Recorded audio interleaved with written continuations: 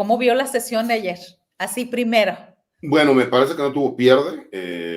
Creo que fue sumamente interesante. Me parece que vimos cosas que nunca nos imaginamos que veríamos en el Pleno de la Suprema Corte de Justicia de la Nación.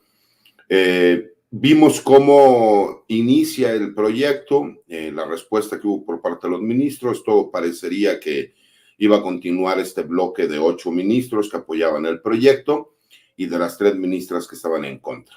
Pero cuando el ministro Pérez Dayán desde un principio dice que no es procedente el recurso y que la Suprema Corte de Justicia no debería ni siquiera de entrar al estudio de fondo, porque a su consideración no tiene esa facultad, me parece que se da un rompimiento muy claro en lo que iba a ser la votación para ver si se consideraba viable el proyecto o no.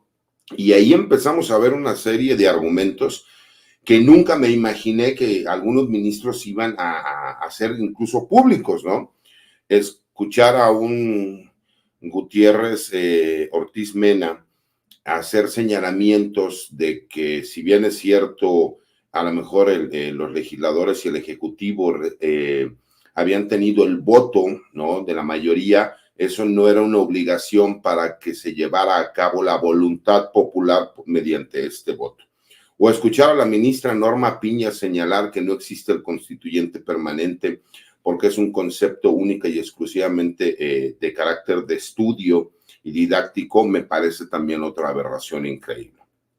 Pero lo que creo que a todo México, y que incluso he visto algunas notas del extranjero que les parecía increíble, fue el hecho de que el texto constitucional que estaban impugnando señala claramente que en el caso de que ya se llevara a cabo la elección de juezas, jueces, magistradas, magistrados, ministras y ministros, pues la mayoría, las 2/3 partes, serían 6 ministros. Claro, hablando de 9 ministros que se encontraban en el Pleno de la Corte. Y que hiciera el señalamiento la presidenta de la Suprema Corte de Justicia de que se necesitaban única y exclusivamente, de acuerdo al texto constitucional vigente, 6 ministros, me parece que ese fue el momento más álgido de toda la sesión. Y me parece que incluso ahí es donde pierde el control. Y utilizo una frase que para los mexicanos ya es muy conocida. Ya estamos cansados, ya me cansé, vámonos a receso. Y me parece que después del receso, algunos ministros, y lo señaló la presidenta el día de hoy, yo hice el comentario desde el día de ayer, hay que reconocerles que aunque no estaban de acuerdo con la reforma judicial, entendieron que lo político, porque esto es una cuestión de carácter político en donde se involucró a la Corte, no podía estar por encima de la legalidad y de la justicia. Y me parece que el hecho de reconocer que no se podía votar y aceptar que nada más 6 ministros pudieran convalidar el proyecto para invalidar un texto constitucional, me parece que demuestra lo que se necesitaba realmente para ser un ministro. Aunque no estaban de acuerdo, ellos reconocían que no se podía interpretar la ley de esa forma y votaron a que tenían que ser 8 votos toda vez que había 11 ministros. Nos demuestra también el grado de desesperación que alcanzó la presidenta de la Suprema Corte de Justicia y me parece que también pudimos ver que triunfó la legalidad, triunfó la democracia y triunfó la congruencia. Y nuevamente perdieron todos estos actores políticos que salieron a atacar lo que es ya el texto constitucional, desde personajes como Ernesto Zedillo, Claudio X González, Marco Cortés, Alejandro Moreno, la misma ministra presidenta Norma Piña. Y creo que eso demuestra que sí existe un bloque y que estaba por medio de intereses de carácter político y personal y que iban en contra de lo que es el nuevo texto constitucional porque consideran que la pérdida de privilegios para escoger a los juzgadores en este país, pues obviamente terminará perjudicando intereses de grupo, de carácter personal y de esa pequeña élite, ¿no?, que se considera dorada y que se considera por encima de los demás mexicanos. Entonces creo que fue un día que fue muy importante, con todo y que por el otro lado teníamos las votaciones del país más poderoso del mundo y que la verdad quedaron a segundo término porque incluso se rompieron récords de audiencia en el canal de la Suprema Corte de Justicia de la Nación. Hubo un momento en que había más de 17,000 personas conectadas, lo que nos demuestra que la sociedad mexicana y el pueblo de México es sumamente politizado y eso pues me da a mí mucho gusto porque la gente ya no cree lo que dicen los medios de comunicación corporativos, sino que van directamente a ver qué es lo que está sucediendo. Y eso a mí, pues obviamente como ciudadano mexicano, pues me da muchísimo gusto porque la gente cada vez quiere saber más y quiere participar más en lo que es la vida política del país. Y sobre todo lo que se está pidiendo, por ejemplo, parte de la reforma al Poder Judicial es la transparencia de los actos, la transparencia de los jueces, magistrados y ministros, y me parece que es un buen inicio este interés que hay, regresar a medios alternativos, medios digitales, que estamos pues nosotros también haciendo coberturas y sobre todo informando de lleno. Abogado, además de esta apreciación, a mí me parece que se ilustró tal cual cada ministro ayer, o sea, hablaba yo antes de que usted llegara, como la ministra presidenta le dice a Margarita Ríos Farjat que a las 5:15 le consultan nada más a ella como si no hubiera más ministros al respecto, y ella también se zafa un poco, dice, bueno, yo lo que dije es que ya había que hacer un receso, no una hora específica. Entonces, es interesante ver cómo se actúa de manera distinta y cómo de manera, a mí me parece tramposa, queriendo hacer una interpretación de los 6 votos y no los 8 que se requerían cuando todavía no ha habido un cambio en ese sentido. Aquí nos preguntan, abogado, yo sí quisiera, dice Obilión, yo sí quisiera saber qué pasa con los amparos contra el INE. ¿Se cancelan ya con la validez de la reforma? Se tiene que sobreseer, por supuesto. Hay que recordar algo. Estas acciones de inconstitucionalidad eran un número grande de acciones de inconstitucionalidad que se juntan en una sola y se analiza todo el proyecto. Me parece que pudimos escuchar muchos de estos argumentos, ¿no? Que muchos de ellos no solo son tramposos, sino que son aberrantes. Yo incluso pensé, con todo respeto, que veríamos a lo mejor posturas como la del ministro Pérez Dayán en alguna ministra o en algún otro ministro donde, ¿no?, en los años anteriores ellos consideraban que no era posible que la Suprema Corte de Justicia pudiera impugnar, ¿no?, por la vía legal el texto constitucional. Y pensé que a lo mejor varios de ellos podrían tener la congruencia, como sí lo vimos en la votación, ¿no? Ver a un Pardo Rebolledo decir que aunque no está de acuerdo y que defendió vehementemente el proyecto, en el momento de la votación hay que recordar que se gana la votación 6-5, fue una votación simple de ministros en donde no se tenía que tener mayoría. Y me parece que ese fue el golpe más fuerte para la ministra presidenta. Ver a una ministra Pérez Farjat de repente con la cara desencajada, que mencionaba que ella ya había dicho su postura y que para ella tenían que ser única y exclusivamente 6 votos. Ver a un ministro Lainez tratar de justificar el por qué tenían que ser 6 votos y cuando fue recriminado por la ministra Yasmín Esquivel en su momento tratar de justificar por qué cambiaba su voto. Me parece que pudimos entender muchas de las posturas que a lo mejor la sociedad mexicana no entendíamos de cuál era la forma de pensar de los ministros. Hubo algunos argumentos, ¿no?, en donde decir, por ejemplo, por parte de la presidenta de la Corte que no existía el constituyente permanente y que el único constituyente es el de la Constitución de 1917 y que cuando hubiera reformas estructurales como estas, solamente podría ser el constituyente fundador. Entonces, en ese orden de ideas, pues no podrían las mujeres votar, no podríamos tener una presidenta de México, e incluso no podríamos tener reconocimiento por parte de la Constitución de los Derechos Humanos, porque recordemos que en México teníamos garantías individuales que seguimos teniendo, pero también el reconocimiento de los derechos humanos.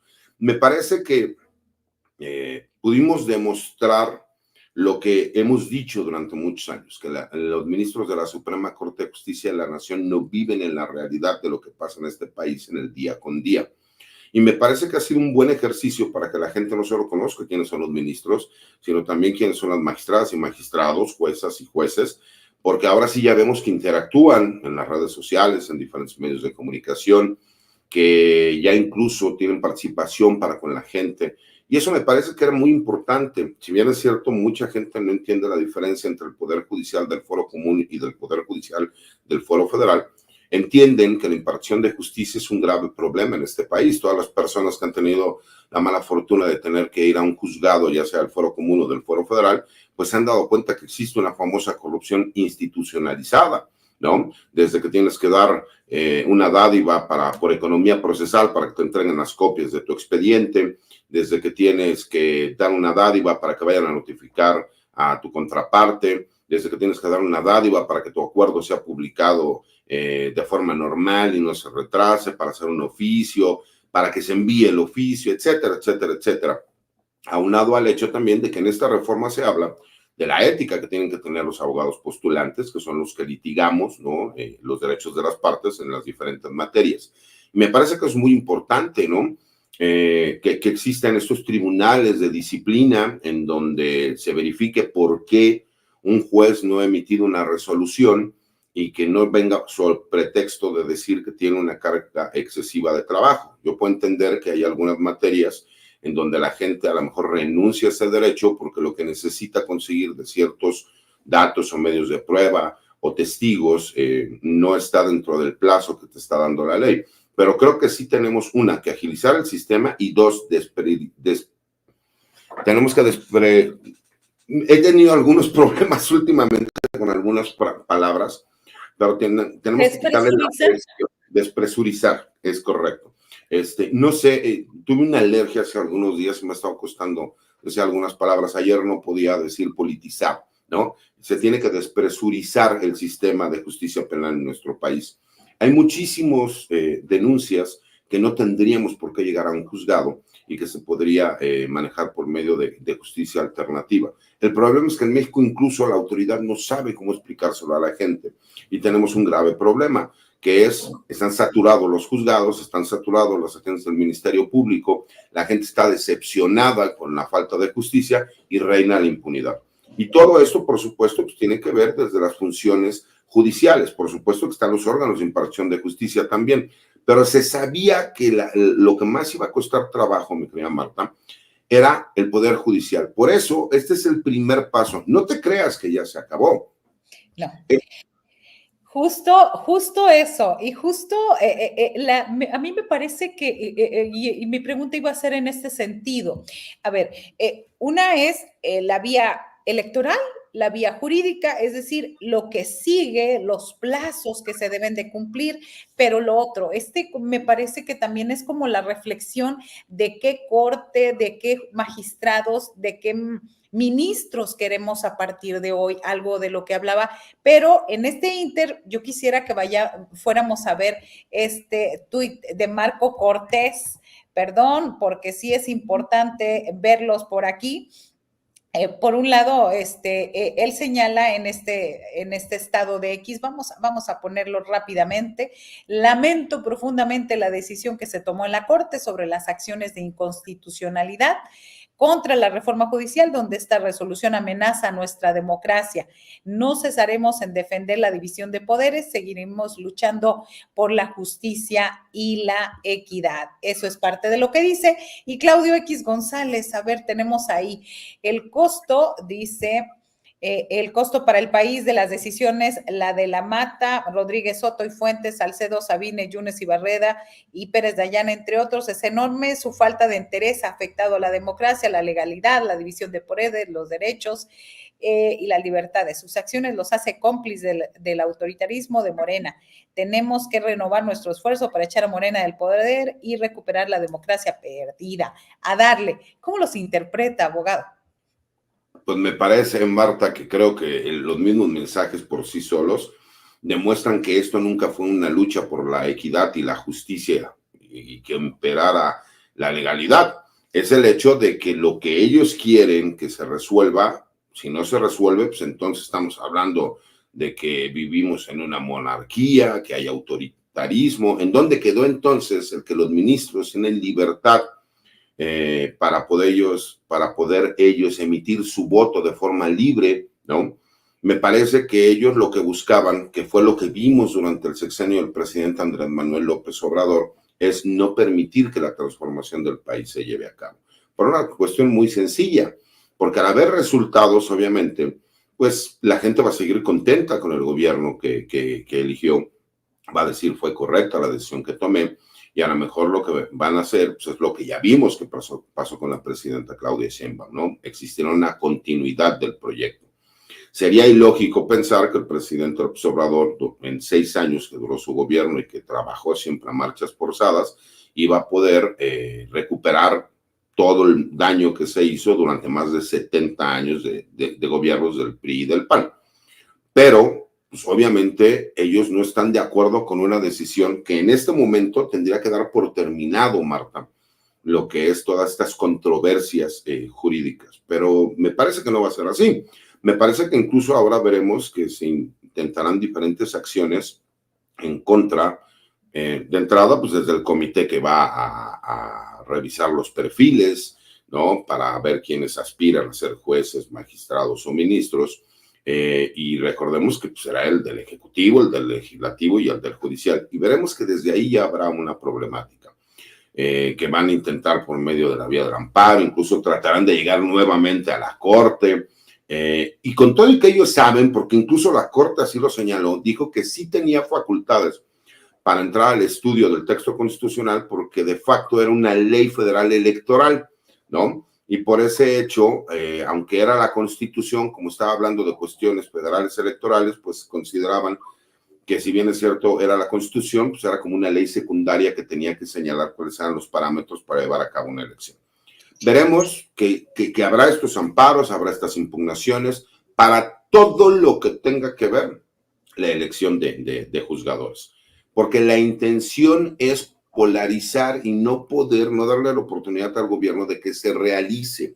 Porque ellos siguen con la esperanza de que muy posiblemente la Corte Interamericana de Derechos Humanos, pues en próximos días sabemos que ya habrá una audiencia inicial y que muy probablemente solicitarán que haya medidas cautelares en contra del gobierno mexicano. Pero hay que recordar que los legisladores se prepararon ante esa situación porque esta reforma a la que se le conoció como la de supremacía constitucional no fue solo con la intención de todos los recursos que han estado haciendo valer algunos jueces y magistrados. Hay que recordar que aunque ellos están en paro, ellos mismos presentan amparos, ellos mismos se conceden suspensiones o se las niegan, pero posteriormente un tribunal colegiado las termina concediendo.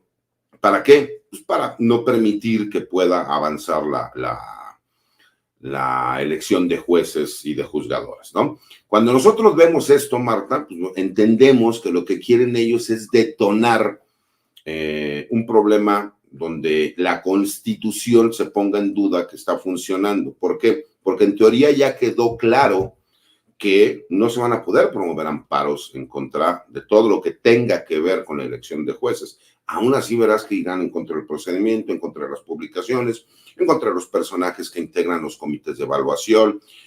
Posteriormente vendrán las impugnaciones, dirán que a lo mejor algunos perfiles hicieron actos anticipados de campaña, etcétera, etcétera, etcétera, porque esa es la forma como siempre han trabajado. Ellos no esperarían a entender que, pues en igualdad de circunstancias, tendrían que salir a competir con perfiles que a lo mejor tengan la oportunidad de ser cercanos a la gente y de que la gente diga, bueno, hemos toda la vida tenido jueces que en teoría tienen una carrera judicial y que siempre nos dijeron que ellos eran los mejores jueces, pero no solucionaban los problemas.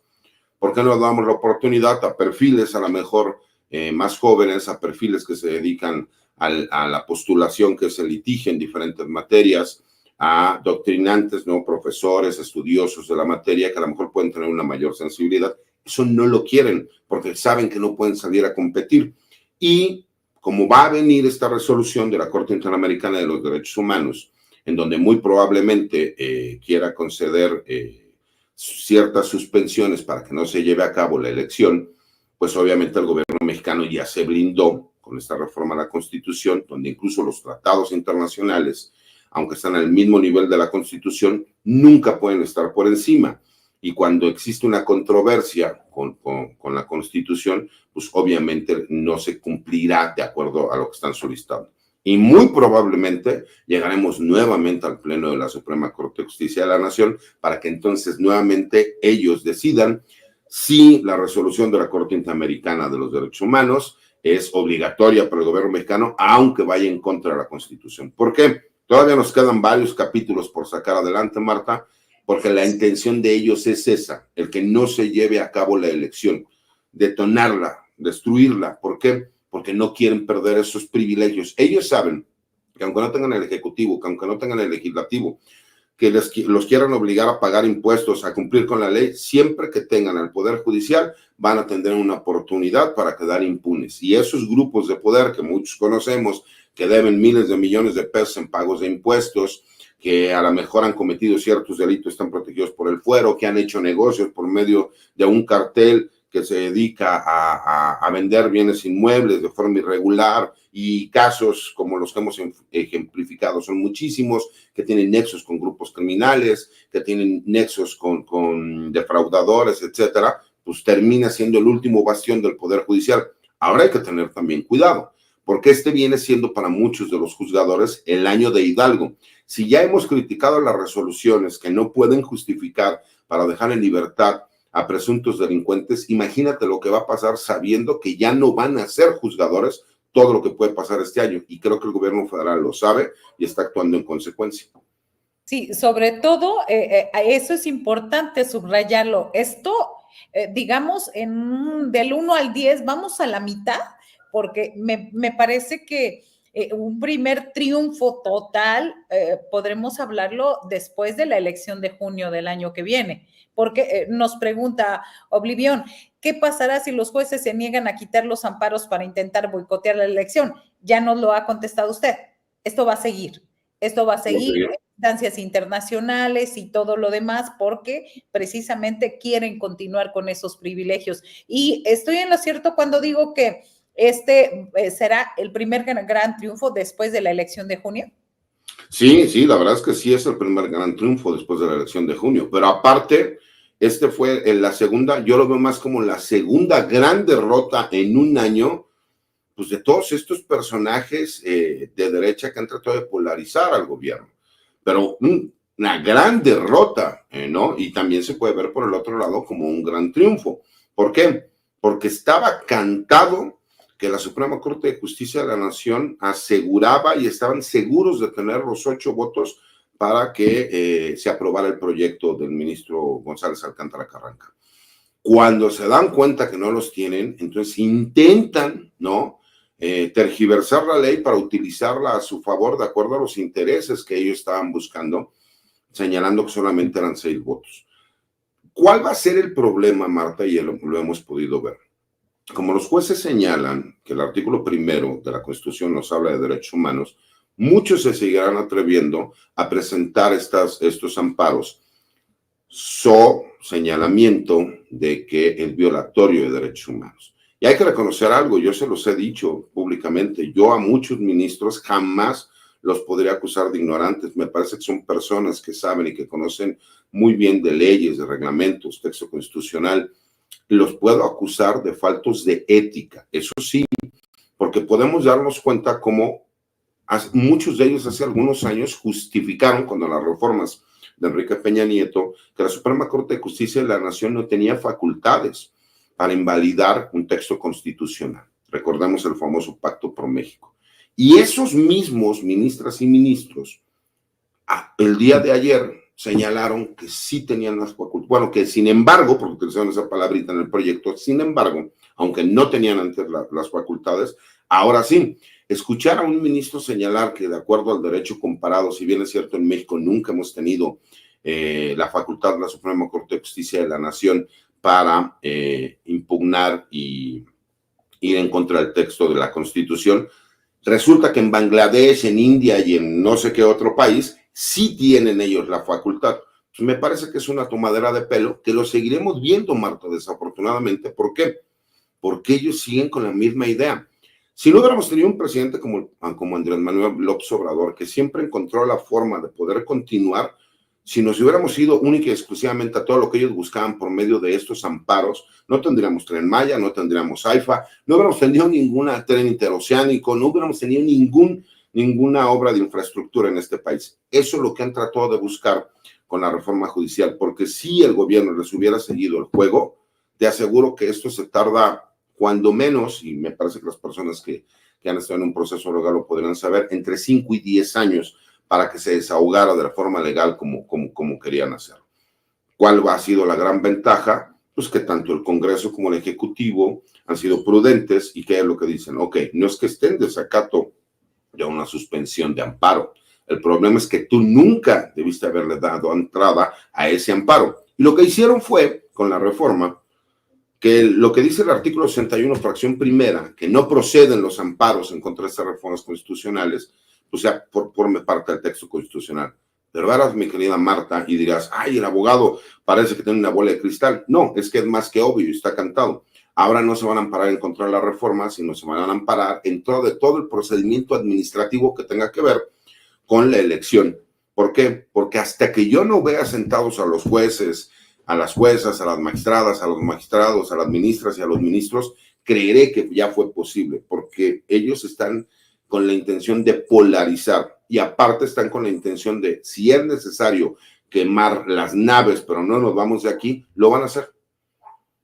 Grave, grave porque lo vimos ayer, lo vimos en la sesión, el desconocimiento, cómo Pardo Rebolledo tuvo que aclararle a la ministra presidenta y demás, pero ahora sí que esto va para largo, pero yo veo mucha información, mucha gente que está acudiendo a los medios alternativos, acudiendo a los medios digitales en busca de información más directa. Así que pues va para largo. Por una parte nos deja tranquilos porque sabemos que son varias etapas y que van a seguir, sobre todo la lucha de la oposición va a ser en este sentido de querer impugnar y querer obstaculizar cada paso que dé esta reforma al Poder Judicial. ¿Algo que quiera agregar, licenciado, para cerrar? Nada, Marta, nada más agradecerle a la sociedad mexicana que ya está politizada y que está muy al pendiente. A mí me estuvieron buscando mucho por medio de redes sociales para hacerme algunas preguntas muy inteligentes, que incluso yo decía, no había yo pensado en esa posibilidad, ¿no? Y que la gente quiere informarse y quiere participar, ¿no? Me parece muy importante, porque eso significa que todos vamos de la mano para la transformación del país. Y como te comentaba, Marta, incluso hacer el reconocimiento que hubo 2 ministros que votaron a favor del proyecto del ministro González Alcántara Carranca, pero cuando les sugirieron que iban a ser 6 votos en lugar de 8, ellos en todo momento dijeron, no, son 8 votos. Y eso me parece que es la obligación de un ministro, más allá de intereses personales, entender y interpretar el texto constitucional, pero de forma clara, sin intereses personales. Y eso creo que fue lo que nos deja el día de ayer, mi querida Marta, y agradecerte como siempre el espacio y saludar a las personas que están aquí con nosotros. Gracias, licenciado César Gutiérrez Priego, por darnos, ilustrarnos acerca de esto, relajarnos, tranquilizarnos y tomar aire, porque esto va a continuar. Fíjate, Marta, nada más para terminar, esto es como cuando vamos caminando en el cerro, ¿no? Subiendo una montaña. Seguimos avanzando, pero cada vez va siendo un poco más difícil y más pesado. Pero de que se va a llevar a cabo la elección, se va a llevar a cabo. Pero yo descansaré hasta que ya vea a los nuevos ministros, magistrados y jueces, porque es cuando ya se pudo conseguir. Y ayer fue un triunfo, o sea, un hay que triunfo, establecer, claro. Sí. Y una gran derrota nuevamente para los opositores. Pareceríamos película de acción, ¿no? Donde los buenos, aunque les cuesta trabajo, siempre ganan y los malos siempre pierden. Bueno, así es. ¿Por qué? Porque tú no puedes defender lo indefendible, como los tweets que me mostraste, ¿no? Porque simple y sencillamente son intereses personales. Después de la Suprema Corte que hay, pues nos vamos, aunque sea a organismos internacionales, pero no estamos de acuerdo. Entonces significa que no respetas a la Suprema Corte. Pero bueno, mi querida Marta, ya nos despedimos mucho. Te mando un abrazo y te agradezco como siempre. Gracias como siempre. Hasta pronto. Hasta luego. Y bueno.